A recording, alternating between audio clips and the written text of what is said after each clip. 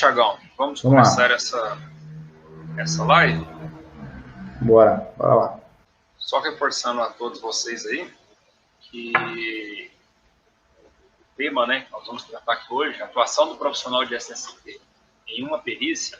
Logicamente que numa live a gente faz um resumão, né? Se fosse para a gente falar de tudo aquilo que envolve no mundo da perícia, na verdade a gente até faz isso, mas a gente faz isso lá no nosso curso, né? Porque são muitas, a carga É horária é muita muito coisa. extensa, né? Exatamente. Então, o que a gente está fazendo é cada semana, toda quinta-feira, às 19h30, nós temos esse compromisso aqui com vocês.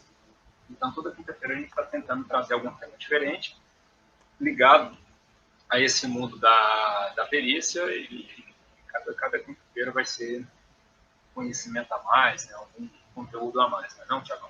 Com certeza, Júlio. Isso aí. Então, vamos lá, Tiago. Vamos começar, então. Primeiro ponto, nós destacamos aqui 5 pontos, 5 aspectos importantíssimos, né, que o profissional de SST ele tem que levar em consideração, tá? Lembrando que essa live, toda live, nós montamos um mapa mental da live, ou seja, nós montamos um guia de orientação, que é isso aqui que eu estou projetando na tela, tá aparecendo aí, né, Tiagão? Esse Sim. guia aqui, tá? Então, toda live nós montamos isso aqui, tá certo?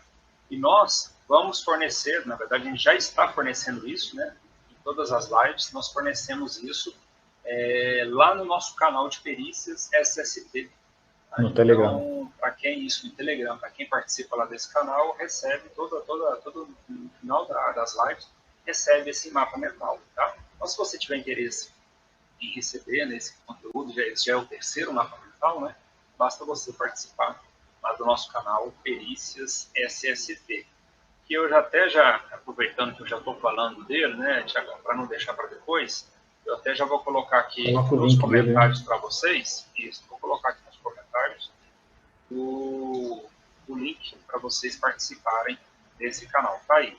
Tá? Não precisa clicar agora não, pode clicar depois, não tem problema, mas a gente já reforça o convite para vocês participarem lá conosco e receberem esses mapas mentais. Beleza.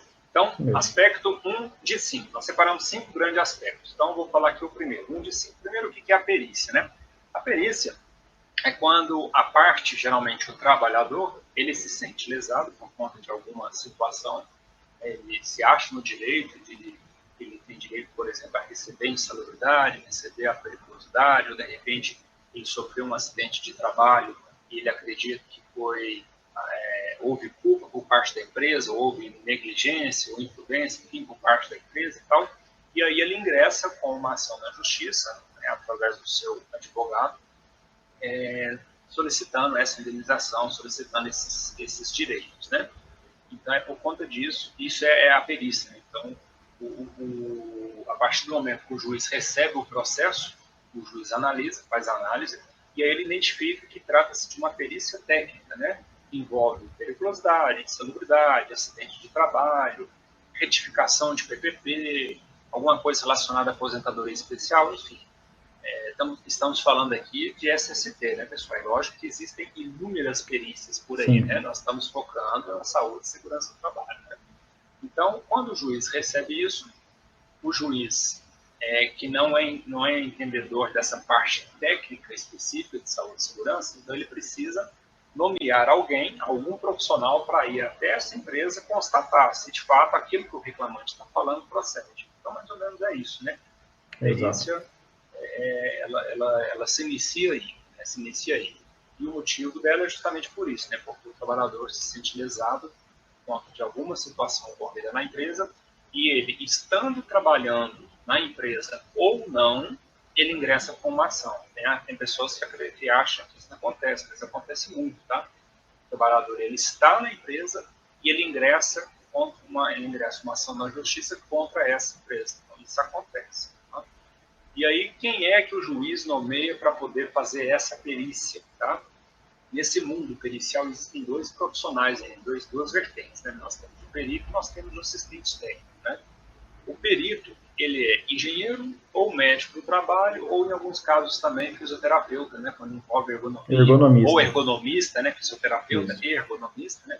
Então, quando é alguma perícia relacionada na parte de ergonomia, esses profissionais até os mais indicados para esse tipo de situação, uma vez que o engenheiro de segurança, né, na pós-graduação, nós não vemos essa disciplina a fundo, né? Então, geralmente, o ergonomista, o fisioterapeuta, que é nomeado pelo juiz para poder fazer essa perícia da parte de ergonomia. Mas, se for outros assuntos, né, de insalubridade, periculosidade, acidente, retificação de PPT, enfim, aí ou é um engenheiro de segurança ou é um médico do trabalho quem vai nessa empresa, nessa reclamada, fazer a verificação da situação, né, verificar aquelas informações que foram anexadas nos autos. Tá? Então, esse é o aspecto número 1, né? E aí daqui a pouco nós vamos falar o que o profissional de SST dessa reclamada, né, ou os profissionais de SST dessa reclamada devem fazer, devem se preparar, né, como que eles devem atuar nessa questão relacionada a perícias. Exatamente. Né? E é importante, né, Júlio, ressaltando aí o que você falou, nessa questão das partes, né, da atuação de cada profissional. Nós vamos ver daqui a pouquinho, né, o que esse profissional de SST, que pode ser o técnico, pode ser o engenheiro, né, enfim, o tecnólogo, né, faz na perícia. Todo mundo atua. Né? Às vezes a gente fica pensando, nossa, só o perito é perito. Não, o assistente técnico tem um papel fundamental nisso. Né? E aí a gente inicia o 2 de 5, que é um papel fundamental do profissional de SST, é controlar, né, é atender e entender os documentos pertinentes à perícia. Quais são os documentos pertinentes a uma perícia, então? Que às vezes a gente fica pensando, o perito ele tem que sair coletando e avaliando tudo. Sim, mas a parte que está sendo, que está respondendo à ação, né, no caso a empresa, né, a reclamada, ela precisa anexar algumas documentações. Em quais são? A primeira dela é o PPRA. Então, o profissional de SST precisa entender e analisar aquele PPRA para ver se ele é importante e se ele é favorável à anexação desse documento. Então, o PPRA é um documento importantíssimo, um programa, na verdade, importantíssimo para a atuação numa perícia, porque ele já está trazendo o ambiente, a função que o reclamante desenvolvia, os riscos que ele está exposto e, principalmente, as medidas de controle que a empresa executa. Então, muita gente fala, eu tenho medo de mostrar os riscos em uma perícia, porque o perito pode enquadrar uma insalubridade de acordo com isso. Vai depender muito de como é a gestão dessa empresa. Né? Então, se existe um PPRA bem elaborado, com as medidas de controle exatas, e você tem todas as evidências da execução dessas medidas de controle, não há por que temer, né, uma ação trabalhista. Vou fazer uma adenda aí, Thiago. Por isso que, muitas das vezes, quando o profissional de SST ele trabalha com assistência técnica, né, e você utilizou muito bem, eu falei agora há pouco apenas do perito, que é um engenheiro médico, né, ou ergonomista, fisioterapeuta. Mas, por outro lado, você tem um assistente técnico, que ele pode atuar de duas formas, né, do lado da reclamada ou do lado do reclamante, e aí pode ser o técnico, tecnólogo, o engenheiro de segurança, como você já mencionou, né, o médico, o ergonomista, o fisioterapeuta. Né, até o Mike fez um comentário interessante aí, que tem espaço para todos os profissionais. Com certeza tem. É justamente aí, quando o assistente técnico começa a prestar esse serviço, né, de assistência técnica, ele começa, às vezes, a identificar algumas vulnerabilidades da empresa, algumas não oportunidades de melhoria. Oportunidades de melhoria, exatamente. Ele começa a identificar essas falhas nessas documentações que você está citando e já oferece aí o serviço de consultoria, né, Thiago? Isso é muito comum, não é, Thiago? Com certeza, com certeza. Antes de continuar aqui, só dar um abraço e mandar um oi para a Jeane, para o Jonathan, para a Silvia, para o Maicon Fernando, para a Regiane e para os demais que entraram aí dando boa noite, né, Júlio? Que a gente acabou ingressando aí. E uma galera aí que está acessando aí. E numa live, já ganhei a live de hoje aqui, viu, Thiago? Já temos mais um inscrito no canal. Valeu, Ronaldo. Bem-vindo, Ronaldo. Isso aí, pessoal. Faz igual o Ronaldo aí. Já clica no botão de se inscrever no canal. Vamos lá, Thiago. Exatamente. Bom, então o PPRA é um documento que ele pode entrar numa perícia para ajudar, né, a reclamada a se defender de um possível pedido de adicional que seja indevido. Tá? Outro documento importante na perícia também é o PCMSO. Você fala, mas o PCMSO, o que tem a ver com isso? A realização dos exames. Então, você tem ali elencado todos os exames de acordo com cada risco. Isso demonstra também que a empresa segue a legislação, que ela está atenta, né? E, porventura, se é uma perícia que envolva também doença ocupacional, o PCMSO é fundamental para mostrar que a empresa está fazendo a gestão da medicina, né? A gestão da saúde do trabalhador. Claro que também é um documento bem elaborado, feito por médico do trabalho, né, atendendo todos os requisitos. Certo? Temos também, se a empresa tiver, é claro, e tiver muito bem... Isso tudo que eu estou falando, né, Júlio, se tiver favorável, né? Nós estamos aqui falando agora de um assistente técnico, então ele tem que analisar essa documentação. Tá? Com antecedência do processo, é óbvio, né? Com certeza. Laudo de insalubridade e periculosidade. Se a empresa já tem um laudo feito por um profissional legalmente habilitado, aí quando a gente está falando de laudo de insalubridade e periculosidade, nós estamos falando então de duas profissões, né? Engenheiro de segurança ou médico do trabalho. Então, esse laudo bem elaborado, ele também garante para a empresa uma segurança para responder esse processo. Então, lá você já mapeou todas as situações, por exemplo, que são periculosas. Então, qualquer um que entrar com uma situação fora do controle, você tendo essa gestão das suas áreas classificadas, das suas áreas de risco, né, você também consegue se defender. Um outro documento que, se bem feito, ele é ótimo, mas também se estiver mal feito, ele é um tiro no pé da empresa, é o PPP. Então, se você não elabora bem um PPP, se o PPP foi feito de maneira não condizente com a realidade, ou foi feito para poder ajudar a pessoa a aposentar, essa pessoa pode pegar esse PPP depois e utilizar em um processo. E o PPP nada mais é do que uma confissão, né, da empresa dos riscos que aquele colaborador estava exposto, né, dos agentes nocivos, das medidas de controle, né, dos EPIs, das medidas coletivas, enfim. É o perfil profissiográfico, né, então é o espelho do registro laboral do trabalhador. E por fim, mas não menos importante, dos 5, separamos só 5 documentos mais importantes, é a ficha de EPIs. É a prova viva da empresa que ela forneceu os EPIs para o trabalhador, que ele assinou, certo? Que ele recebeu esses EPIs e que houve uma gestão. Nós vamos fazer uma live depois, né, Júlio, sobre gestão de EPIs para fins de insalubridade. Então, você vai ver que não é simplesmente toma aqui o EPI, né? Tem que ter gestão. Tudo na vida da segurança tem que ter gestão. Você tem que ter gestão até para entregar um EPI, certo? E eu vou colocar um também, a gente esqueceu de colocar no mapa mental, Júlio, mas é importantíssimo também, que são os treinamentos. Né? Evidência de treinamento de uso de EPIs, evidência de treinamento de segurança do trabalho, treinamento de proteção das mãos, uso correto do creme de proteção auditiva, enfim, de proteções que vão também atuar na questão da prevenção de doenças. Então, essas evidências são fundamentais para mostrar que a reclamada tem a gestão de saúde bem definida. Perfeito, então. Muito bom. E aí a gente já entra no terceiro aspecto dos 5, né? Nós separamos 5 grandes aspectos aqui para vocês. Então, agora nós entramos no terceiro aspecto, que é como o profissional de SSD ele pode se preparar para a perícia. Né? Agora, definitivamente, como que ele vai se preparar para a perícia. O primeiro ponto a ser levantado aqui, a ser destacado, é referente a essa documentação que o Tiago acabou de citar, PPRA, CMSO, laudo de insalubridade, periculosidade, enfim, ficha de EPI, treinamentos, tudo, exatamente tudo, tem que ser bem elaborado. Né? Então, o processo pericial, ele não começa quando um trabalhador ingressa na justiça. O processo pericial começa quando a empresa abre as portas. Então, quando a empresa está construindo, né, ela está criando lá uma fábrica, uma indústria, é ali que começa o processo pericial, porque é ali que começam as coisas devem ser feitas de forma corretas, né, toda essa documentação, porque senão daqui 3 anos, 4 anos, essa empresa vai estar pronta, vai estar operando, os trabalhadores vão começar, né, a realizar suas atividades, e aí pode começar a pingar as devidas reclamações. Então, a documentação ela começa lá atrás, tá? Não é somente quando o funcionário ingressa com a ação. O Júlio, tá? Oi? Só um parênteses, o Francisco Nogueira falou um negócio importantíssimo aqui, que o PPRA, ele morre, né, em março de 2021.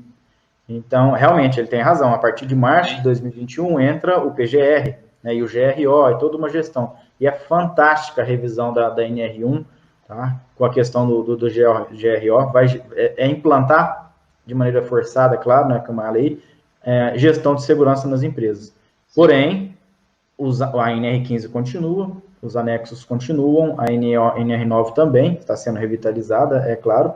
Então, aquilo que você apresentava como PPRA, a partir de março do ano que vem, você vai apresentar o PGR. Tá? Muda-se o nome, né? Muda-se a forma de tratar um pouco a questão da gestão de risco, porém, continua tendo a obrigatoriedade, né, de se ter um controle, uma gestão. Exatamente, é isso aí. Então, toda essa documentação tem que ser muito bem elaborada, né? Elaborada de forma correta, tá? Segundo aspectos aqui do item 3, né, nós vamos falar 5 itens aqui hoje para vocês. Estamos no terceiro. O segundo ponto aqui é participar do processo desde os quesitos iniciais, tá? Se na sua empresa você trabalha, não há uma sinergia com o setor jurídico, precisa ser colocado uma pedra nesse passado. A partir de amanhã, reúna com o seu jurídico, cara, vamos trabalhar unidos, né? A segurança do trabalho, então, o setor de suporte técnico, né? A saúde, segurança, meio ambiente, qualidade, jurídico, RH, né? São todos setores de suportes técnicos, né? Suportes à empresa, né? Então, esses setores têm que trabalhar de forma unida, tem que haver uma sinergia. Então, falando de perícias especificamente, segurança do trabalho, setor jurídico tem que falar a mesma linguagem. Se o seu jurídico participa nele, quando cai alguma perícia, alguma reclamatória trabalhista na sua empresa, quem conduz todo o processo é o jurídico, está errado. Tá? A segurança do trabalho precisa entrar nesse aspecto também, participando desde o momento que a empresa recebe a notificação que um determinado trabalhador ingressou com uma ação na justiça. Tá? Então, muito importante essa interação desses dois setores. Terceiro ponto, elaborar os quesitos técnicos juntamente com o jurídico. Tá? É comum, às vezes, o jurídico elaborar o quesito técnico sem chamar o setor de segurança, que é esse exemplo que eu acabei de citar, ou o setor de segurança elaborar os quesitos sem conversar com o jurídico. Tá? Então, tem isso aí, gente. Olha, é básico. Tá? Para muitos de vocês que estão assistindo essa live, pode ser que vocês, né, vocês devem estar pensando, não, mas isso é básico. Sim, só que o básico não acontece. Tá? Eu vou dar um exemplo. Fica à vontade. Vou dar um exemplo prático. Aconteceu comigo ontem. Eu fechei uma assistência técnica, passei orçamento para um escritório, uma empresa de medicina do Rio de Janeiro, que tem um cliente aqui em Uberaba e precisou de um assistente técnico para acompanhar a perícia. Então, eu fui subcontratado, né, e eu falei, olha, beleza, eu preciso fazer os quesitos até sexta-feira amanhã. Falei, ok, eu faço os quesitos, então você me envia o processo para eu analisar. E aí o pessoal me mandou só a petição inicial. O que é a petição inicial, pessoal? É o pedido do reclamante. Certo? Não tem a defesa da empresa. Vai eu ligar, falei, olha, eu preciso dos documentos de defesa. Não, essa empresa não tem nada. O jurídico não me manda nada. Faz uns quesitos genéricos. Eu falei, pessoal, não é assim que funciona. Então, às vezes parece básico, Júlio, mas a gente tem que ficar batendo no martelo, porque não é assim. Não existe esse negócio de quesito genérico. Quesito genérico, gente, ó, você perde uma perícia. Você corre o risco de fazer uma pergunta ali que não deveria fazer, e aí acaba que enquadrando uma situação ali que não era o caso. Então, não existe quesito genérico. Cada processo, cada situação, cada documentação exige um tipo de pergunta, um tipo de quesito. Exatamente. Esse alinhamento com o jurídico é importante. Né? Um outro ponto aí que você já até adiantou, né, Tiago, que é justamente estudar o processo e os documentos que se relacionam com essa reclamatória. Tá? Então, vamos imaginar que é uma reclamatória, né, de insalubridade, em que o trabalhador está alegando lá que ficava exposto a ruído, a calor, por exemplo. Vou pegar esses dois agentes, ruído e calor, né? São exemplos fáceis aí. Então, toda documentação que você tiver na empresa referente a esse assunto deve ser levantada, deve ser checada, deve ser estudada, tá? Logicamente, antes de você ingressar com isso nos autos. Isso. Porque pode ter, às vezes, alguma informação ali não muito bacana, vamos falar assim, então é preciso também ter os devidos cuidados, sempre com orientação do setor jurídico, né? Já emendando a pergunta que o Diego fez, né, Diego? Nós falamos aqui agora há pouco, né, que o DPRA, os laudos de insalubridade, periculosidade, LTCAT, toda a documentação deve ser levantada, verificada com antecedência, né, se ela vai de encontro com a defesa da empresa e anexada nos autos, tá? Então, esse estudo do processo ele é muito importante. Sim, além disso também, né, Júlio, fornecer a documentação necessária. Né? Também é papel do profissional de segurança analisar o documento que ele tem ali em mãos e mandar para o jurídico. Muitas vezes a pessoa simplesmente, o jurídico fala, eu preciso do PPRA. Aí o técnico de segurança, o engenheiro de segurança veterinária, simplesmente pega o PPRA em PDF, bota no e-mail e manda. Aí você manda um PPRA lá com as suas 250 funções, para um processo em que é um reclamante, né, uma pessoa de uma função, e você colocou na mão de um advogado, que tem um escritório de advocacia, que vai ter ali N outros processos contra aquela empresa, todo o seu PPRA, todo o seu LTCAT, enfim, com todas as suas funções. Prato cheio. Exato. Então você não pode fazer isso. O que você tem que anexar o PPRA, o LTCAT, o laudo de insalubridade, o laudo de periculosidade, o que for, pega exclusivo daquela função. Então separa lá a capa, a página do engenheiro ou do técnico, do profissional que fez o documento, pega a página de risco, a página de medidas de controle e manda. Só isso, nada mais. Não coloca demais, não, porque amanhã ele está entrando com uma perícia, com outra situação, e já está anexando o seu PPRA para mostrar que a empresa está tendo ali uma confissão de trabalho. É igual o processo de auditoria, né? Entrega o que o auditor pede, né? Isso. Então, nesse caso, entrega o que o juiz pede, entrega o que o perito pede, né? Cuidado com aquele ditado que é muito verdadeiro, né? Quem fala demais dá bom dia cavalo, né? Não sei se vocês já ouviram. Pelo menos aqui na nossa região, esse ditado é muito comum, né, Tiago? Fala demais dá bom dia cavalo. E quem entrega demais também dá bom dia cavalo, né? Só apenas fazendo um reforço aqui do que eu falei no início da live, né? Poxa, mas vocês dois atuam como perito e assistente técnico, né? Talvez até mais como peritos, né, Tiago? E estão dando essas dicas para o profissional de SST. Sim, gente, nós estamos aqui falando de forma prevencionista, né? Lembra sempre o que eu, Tiago, a gente sempre fala sobre isso, que o perito ele é imparcial, né? Ele não pode pender nem para um lado nem para o outro, né? Exato. Então, a gente deixa isso muito claro, né, no curso de formação de peritos, assistentes técnicos que nós temos. Nós falamos tanto do trabalho pericial, do trabalho do perito e do trabalho do assistente técnico. Aquele assistente que atua para o lado da reclamada e do assistente que atua para o lado do reclamante. Nós falamos, a gente sempre fala dos dois. Hoje aqui a gente está falando da forma como esses profissionais podem fazer a defesa para o lado da reclamada, mas daqui a algumas quintas-feiras já está previsto, nós vamos falar do assistente técnico do reclamante, né? Então, nós, assim, aqui não tem estresse, não tem mimimi, não tem frescura. Então, não é problema nenhum para nós, para mim, o Thiago está falando aqui para vocês, dando essas dicas. Enfim, acima de tudo, nós somos prevencionistas também, somos, né, da área de segurança do trabalho. Então, o intuito aqui realmente é trazer conhecimento a todos, né? Tiagão, o quarto tópico, vou deixar contigo aí. Isso. O 4 de 5, né? O que o profissional de segurança tem que fazer antes da diligência pericial, né? Então, a preparação antes. Marco, vai ter a perícia, o que deve ser feito na empresa, né? Qual que é a atuação? A primeira delas é confirmar as atividades desempenhadas pelo reclamante. Então, o reclamante colocou lá na inicial que ele faz varrição de pátio, faz limpeza de motores, né, faz lubrificação de veículos e faz abastecimento de máquinas. Beleza, pôs lá N atividades. Então, vá atrás na empresa de evidências para ver se ele realmente fazia aquilo. Busque pessoas conhecidas, né, pessoas que possam atestar, né, que a gente chama dos paradigmas, né, para acompanhar essa perícia.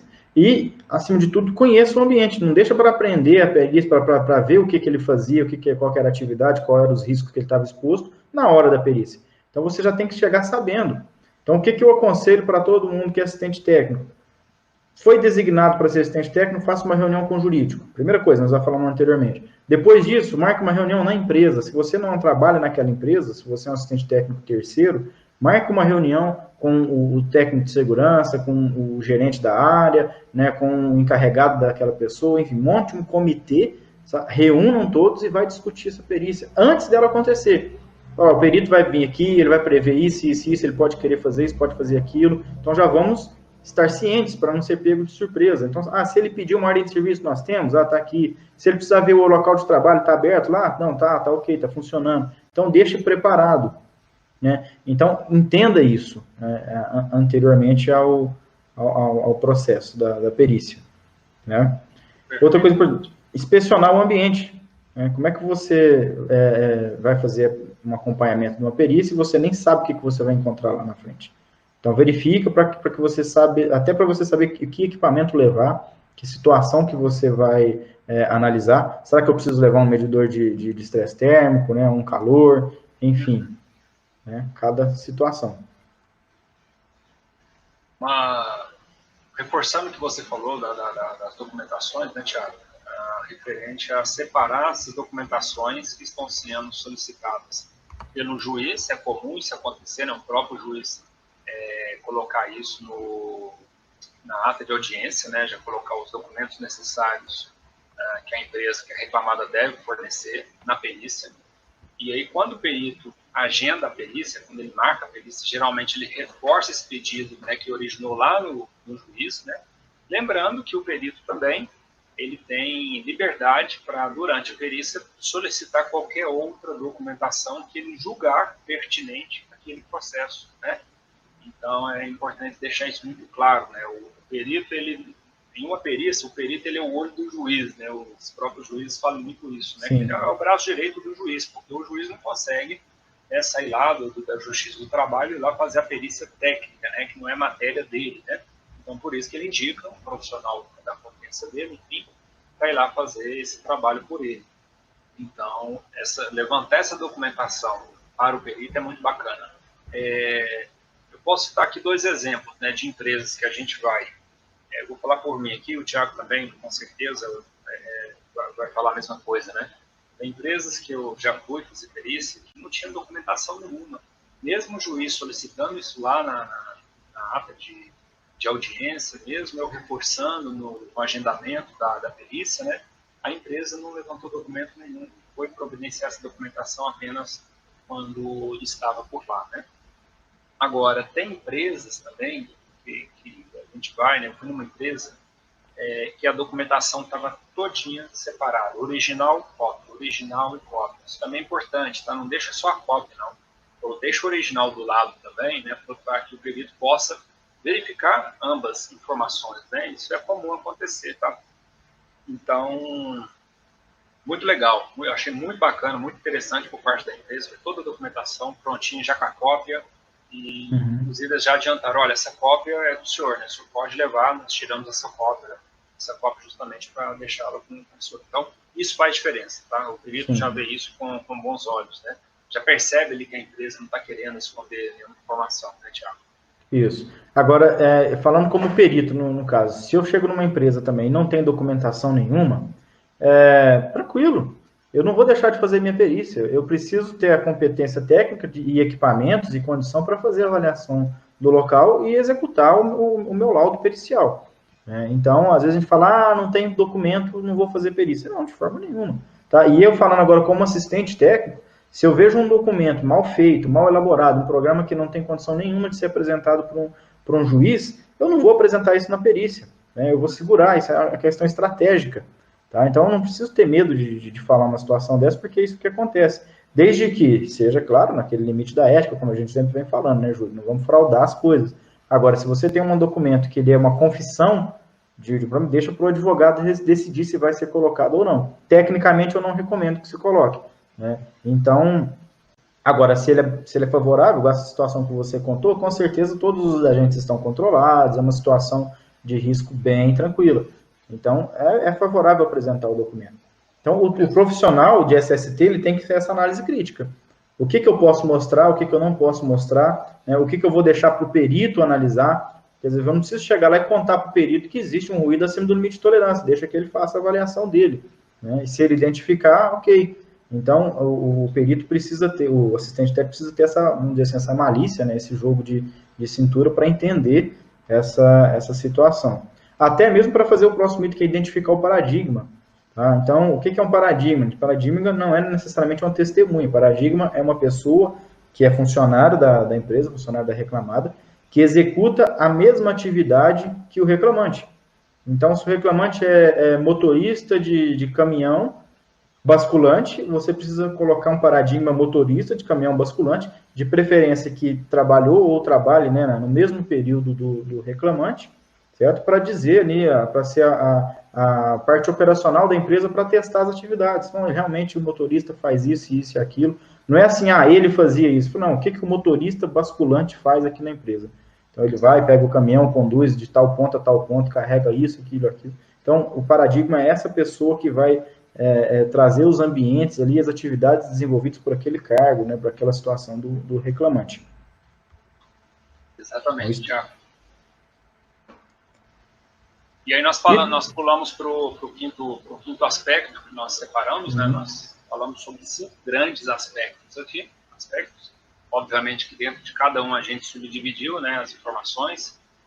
Se porventura você chegou por agora na live e algumas pessoas regressando agora, a gente convida, nós vamos deixar essa live disponível por 15 dias, assim como as demais, né? Todas essas lives que nós estamos fazendo nas quintas-feiras, nós estamos deixando disponível por 15 dias, depois elas saem do ar, certo? Então você pode, né, depois verificar essa live, assistir essa live completa, né? O que fazer após a diligência pericial, tá? O assistente técnico ainda dá reclamar, viu, pessoal? Hoje o foco aqui nós estamos falando mais sobre o assistente técnico da reclamada. Daqui a uns dias nós vamos falar sobre o assistente técnico do reclamante, tá bom? Após a diligência pericial, o assistente técnico da empresa precisa elaborar o parecer técnico da perícia, tá? Ou seja, assim como o perito elabora o laudo pericial, o assistente técnico também precisa elaborar o seu parecer técnico, né? E às vezes é comum a gente ver apenas o perito elaborando o laudo pericial, o assistente técnico fica esperando, para a hora que o perito anexar o laudo, o assistente técnico já entra com impugnação contra esse laudo. Vamos começar a fazer um pouco diferente. Assim como o perito tem o mesmo prazo, lá ele tem a mesma incumbência de elaborar o laudo pericial, o assistente técnico também, inclusive os prazos são os mesmos, né, Thiago? Então, Exato. o assistente técnico também elabora o parecer técnico. Tá? Além disso, né, Júlio, ele tem que fazer uma prestação de contas. Então, independente se ele é funcionário da empresa ou se ele é terceirizado, ele tem que informar o jurídico, né, ao advogado da reclamada, como foi a perícia. Então, o que aconteceu? Ele vai fazer o parecer? Vai, mas é porque às vezes gasta 1, 2, 3 dias, né, para fazer. Então, terminou a perícia, já pega o telefone e fala, doutor, ó, a situação foi essa, minha percepção profissional é que vai caracterizar ou que não vai caracterizar, vamos ter que abordar tais pontos, achei que o perito foi dessa forma, passa um relatório por telefone, isso vai ganhar crédito, então o advogado vai ficar feliz, falar, poxa, esse cara já me ligou na hora, me contou e tudo mais, então a gente já traça uma linha de defesa, então você vai ganhar confiança do advogado, né? E isso vai mostrar competência também. Então, mostra para o advogado que você está fazendo um bom trabalho, certo? Então, informar o jurídico, até para que para as próximas situações ele esteja esperto. Fala, olha, se aconteceu a situação aqui, esse perito ele tem esse perfil de trabalho, então na próxima perícia, caso houver, a gente já tem que trabalhar de uma forma diferente com ele. Né? Então, tem essas estratégias, né, Júlio, que até a gente aprofunda isso no curso, mas enfim, tem que ser abordado. Então, você tem que passar para o jurídico, que é o seu contratante, o overview da perícia, e se você tiver até um ponto de melhoria, fala, a gente precisa melhorar esse ponto na empresa, isso aqui está falho. Né? Próximas perícias que tiver na mesma situação vão ter o mesmo resultado. Então, é a oportunidade que você tem de às vezes, implantar uma melhoria ali naquela empresa. Exatamente. Na live anterior e durante essa semana, aí, algumas pessoas, principalmente quem estava participando na live semana passada, entraram em contato comigo ou com o Thiago, perguntando sobre o curso, etc. É o seguinte, quem tiver interesse, no momento nós não estamos com inscrições abertas, tá? O curso está acontecendo, né? O curso já está rolando, porém nós estamos anotando o nome das pessoas que têm interesse no curso numa lista de espera, tá? E qual que é a diferença de estar nessa lista de espera ou não estar nessa lista de espera? Quem faz parte dessa lista de espera, recebe um desconto, porque a gente entra em contato com antecedência, antes de fazer o lançamento do curso, a gente entra em contato com quem tem interesse, quem está nessa lista de espera, e oferece um desconto diferenciado, tá? Então, exato, se porventura alguém tiver interesse, né, aqui já esclarecendo na live, que eu acho que fica mais claro, né, porque na live anterior nós não falamos sobre isso, então, esclarecendo para todos aqui, é dessa forma que funciona, tá? Se alguém tiver interesse, depois nós vamos deixar os nossos contatos aí, mas enfim, basta entrar em contato comigo ou com o Thiago, pedindo, né, maiores informações, a gente passa isso no privado, porque o foco da live aqui hoje é gerar o conteúdo para vocês. Isso. Exatamente. Manda um direct depois no Instagram. E ainda dentro desse ponto 5, eu já vou até colocar aqui o Instagram, tanto o meu quanto o do Thiago, inclusive, pessoal, fica à vontade para mandar as perguntas, eu vi que já tem, vocês já estão encaminhando as perguntas aí, nós já vamos responder elas, tá? Isso.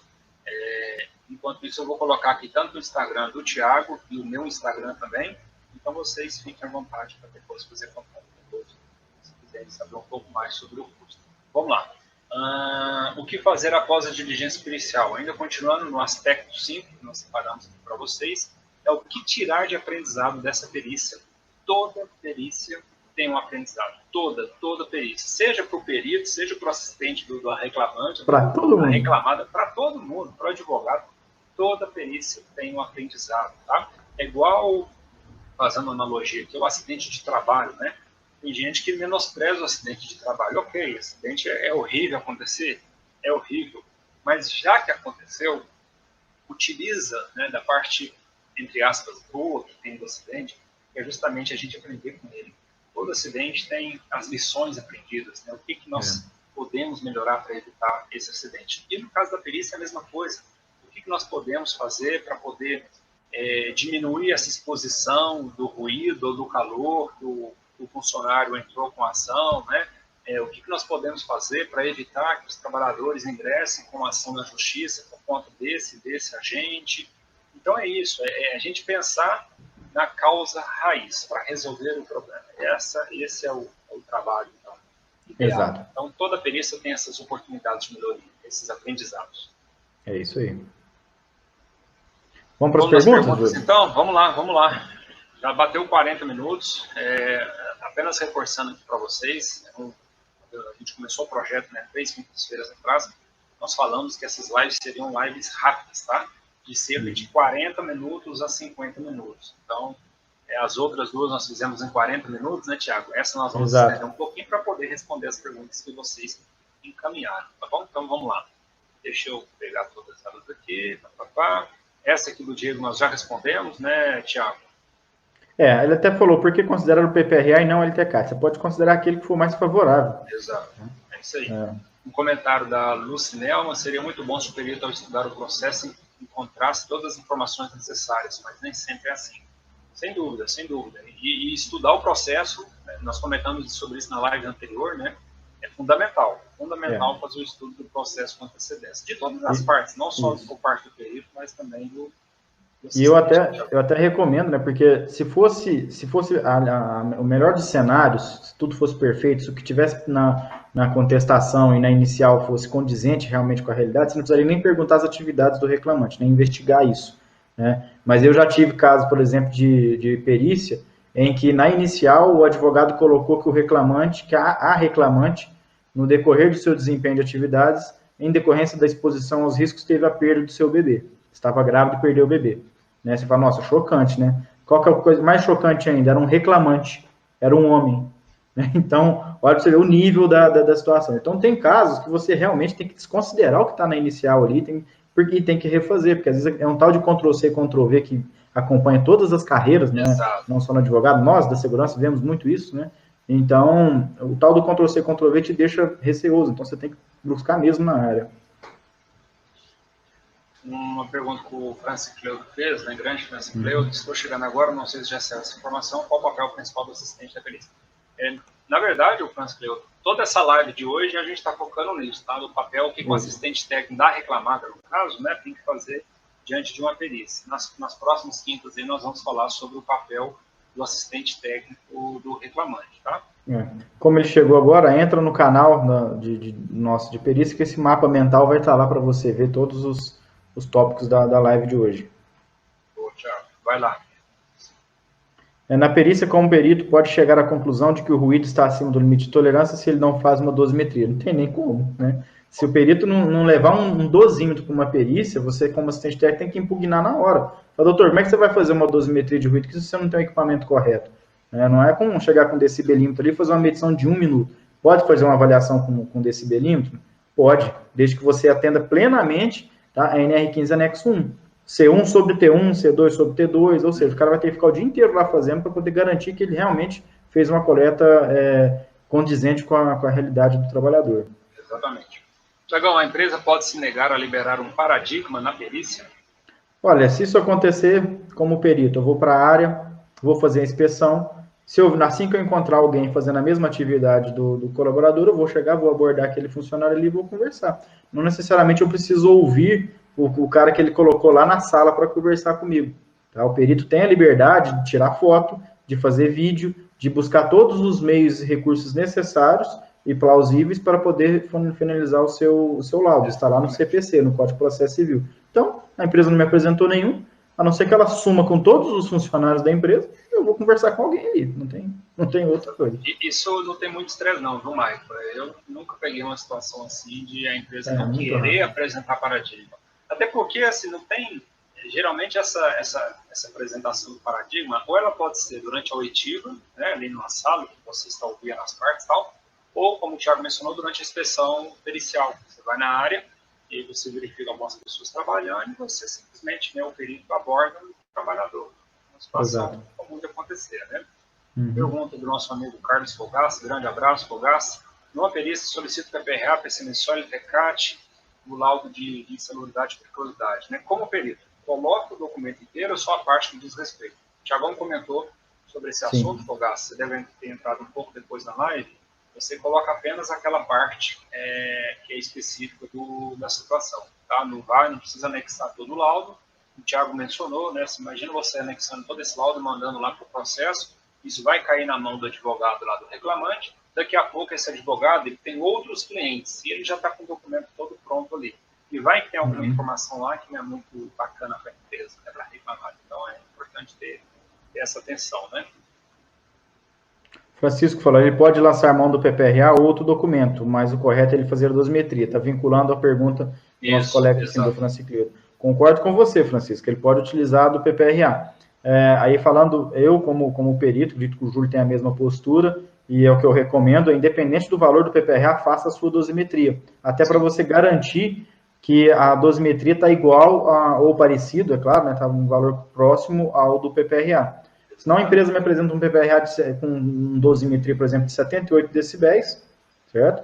E eu preciso ir na área checar se realmente é 78 decibéis. E eu só vou saber se é 78 decibéis se eu medir, porque por mais que a gente tenha uma vivência, uma experiência de ouvido, você não consegue falar, olha, esse ruído aqui é abaixo do limite de tolerância, acima, não existe isso. Então, leva o seu dosímetro e faça a sua dosimetria. Pergunta do Ricardo, grande Ricardo Canacheiro. Em uma perícia, o perito pode levar alguém para auxiliá-lo, sabendo que somente o perito fará o laudo? Sim, exatamente. Inclusive, esse cara aí, ele tem uma grande expertise, porque ele foi auxiliar de perito, não é isso, Thiago? Vou deixar você responder, melhor você. Comecei minha vida lá em 2008, 2007, 2008, não me lembro bem, sendo auxiliar de um perito, um grande perito aqui da nossa região, Lázaro Ovessi. Tenho um maior orgulho de falar que eu trabalhei com ele.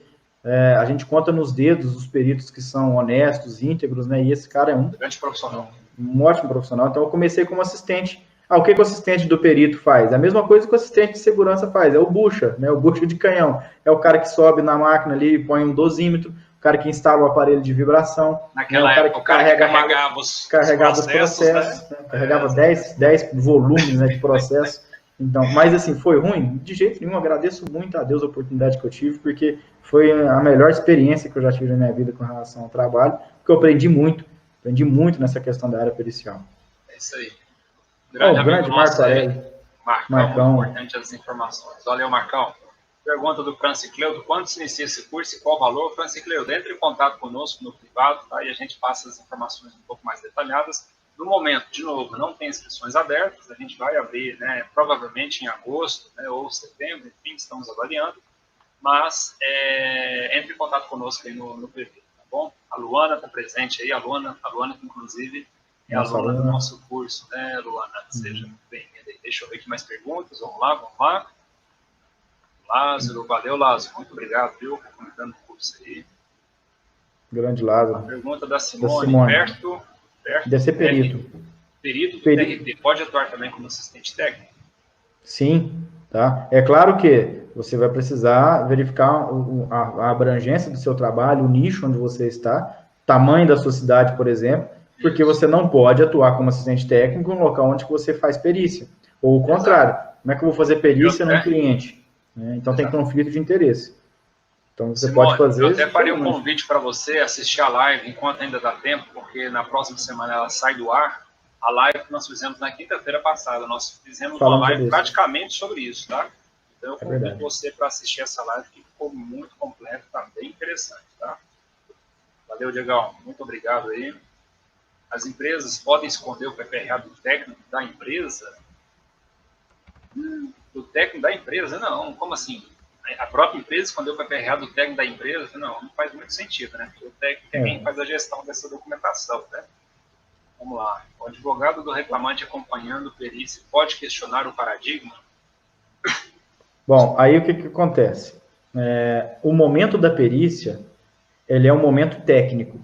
Então, quem deve atuar ali como questionadores? O perito e os assistentes, tá? O advogado não está ali com poder de atuar frente à perícia. porque isso é muito importante. O advogado acompanha. Então, na ata de audiência, na grande maioria das vezes, é autorizado o acompanhamento do advogado, certo? Na perícia. No entanto, ele não tem papel atuante, então ele não pode fazer pergunta. Tá bom? Então, daí a importância, né, desses dois profissionais estarem interagidos, né? Então, a importância do advogado ter um assistente técnico, seja ele do reclamante ou da reclamada. E se ele tiver com alguma vontade de querer perguntar alguma coisa, o advogado informa o assistente né, pede a licença do perito. Exato. E faz, porque o assistente tem a mesma prerrogativa do perito. Isso, o assistente pode fazer, inclusive, na hora, né, Tiago, os quesitos suplementares, né? Exatamente. Na verdade, tem inúmeras perguntas aqui, né?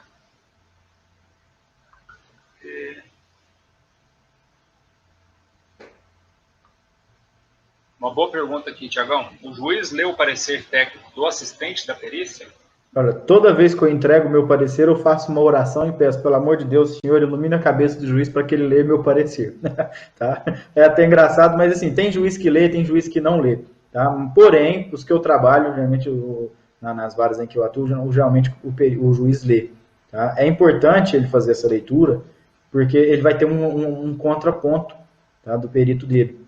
Então, apesar de eu atuar como perito, eu digo a vocês, tem muitos peritos na nossa área, o Júlio sabe disso, que às vezes eles acabam sendo tendenciosos. Não é a maioria, não é o caso aqui hoje da gente falar, porém, quando você tem um bom assistente técnico atuando e fazendo o seu parecer no mesmo período do perito, então o perito apresentou o laudo e ele apresentou o parecer dele.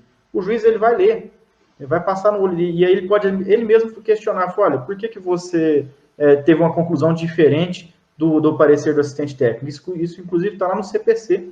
Se tiver um quesito do juiz, o perito tem a obrigação de responder, né, ou das partes. Então, é importantíssimo que se faça o parecer. Às vezes o cara fala, não, ele nem vai ler, eu não vou escrever, não. Escreva, tá? Escreva, porque o advogado vai pegar o seu parecer e vai trabalhar em cima dele lá, no processo. Exatamente. Boa. Uma pergunta do nosso amigo Maicon, o grande Maicon de Uberaba, aluno do Tiago. O certificado de calibração dos equipamentos utilizados na perícia é anexado ao laudo pericial? Se sim, o rastreável é aceito? Maicon, eu vou responder por mim. Sim, todos os laudos que eu faço anexo os laudos de calibração. Entretanto, já vi muito laudo pericial em que o perito não anexou o laudo, o certificado de calibração dos equipamentos. Já viu também, né, Tiago? Com certeza. Ser acreditado ou rastreável, por enquanto não tem nenhum problema, exceto para algumas situações. Por exemplo, foi revisado o anexo 3 de calor. Então, já está remetendo a NHO. Então, lá na NHO fala que tem que ser acreditado. Então, você já tem que tomar cuidado com isso. Já que você falou do anexo 3, já estou mandando a pergunta para o Valdinei. Legal. Foi uma alteração do anexo 3 da NR15 a partir de 9 de dezembro. Você catalisa insalubridade em exposição ao sol? Não, você já respondeu. Depois que mudou, né, com a alteração do anexo 3 da NR15, não há o que falar mais em caracterização de insalubridade pela exposição ao sol. Porém, tem que tomar cuidado. Se eu tiver uma fonte artificial junto com essa exposição solar, com a céu aberto, tem sim a caracterização. Pode ter, né, claro, a caracterização da insalubridade. Agora, se a exposição é unicamente de exposição solar, né, não há mais a caracterização. Exatamente. Pessoal, ultrapassamos nosso tempo. Nosso tempo, na verdade, nossa live, geralmente a gente faz aqui de 40 a 50 minutos, né? Nós já estamos com 53 minutos de lives. Todas as perguntas que vocês encaminharam, que porventura não foram respondidas, elas serão registradas, assim como foram registradas as perguntas da semana passada. Inclusive, essa live de hoje, eram quatro perguntas que nós colocamos dessa live de hoje, justamente foram as perguntas que foram feitas na live da semana passada, tá? Então, toda semana a gente vai procurar responder aqui, trazer para vocês assuntos relacionados às perguntas que vocês estão fazendo para nós, tá bom? Ficam muito tranquilos, né? Ficam tranquilos quanto a isso. Então, toda quinta-feira, às 19h30, eu e o Tiagão estamos aqui nesse projeto Quinta da Perícia Judicial. O próprio nome já ajuda, né? Toda quinta-feira. Júlio, eu acho que a gente poderia só responder a última pergunta da Érica aí, que eu acho que ela é condizente com essa de hoje, né? Com a live de hoje. Tá. Eu, como funcionário de segurança do trabalho, atuando em uma empresa, e um funcionário abrir uma ação judicial contra a mesma, eu posso atuar como assistente para a mesma? Sim, você pode atuar como assistente técnica da sua empresa, não há problema nenhum nisso, você não precisa só pode, como deve, né? Como deve, eu acredito até que é um profissional mais recomendado, porque você conhece a área, você conhece, às vezes, até o reclamante, você sabe o que você não pode atuar como assistente técnico dele, né? Porque aí a empresa não vai gostar nem um pouco disso, né? E corre de você ser mandado embora. Mas da empresa, às vezes até uma oportunidade de você ter um ganho adicional com eles. Isso aí.